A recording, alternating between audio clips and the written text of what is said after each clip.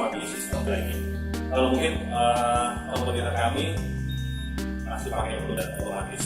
Jadi dalam kunci ini sudah ada 3 tombol, yang dimana fungsi yang pertama adalah ketika konsumen kami ternyata di mana letaknya, atau kita sebutnya namanya unsafe back system. Nah, dia nyaut. Saya sudah sampai di sini dan saya mau hidupkan motornya. Jadi cukup ditekan tombol ini, itu motornya sudah bisa on.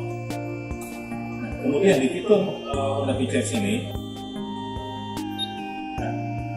suara seperti ini menandakan alarmnya sudah aktif. Jadi kalau tidak diminta-minta motornya, maka alarmnya bunyi untuk mematikan alarm. Nah, kemudian fitur apa lagi? Selain ini tinggal disimpan di saku saja, Pak. Bapak Ibu. Nah, kalau Pak, bagaimana kalau ternyata saya lupa kuncinya di rumah? Jangan khawatir, motor tetap bisa nyala. Namun di lampu speedometer di depan, panel ini ya, jadi sangat membantu pencahayaan di malam hari pada memastikan bahwa di depan saya ada motor, dan yang kami berlari di belakangnya ada motor. Jadi pasti ketahuan bahwa ini adalah. Nah, selain lampu LED, kami di sini ada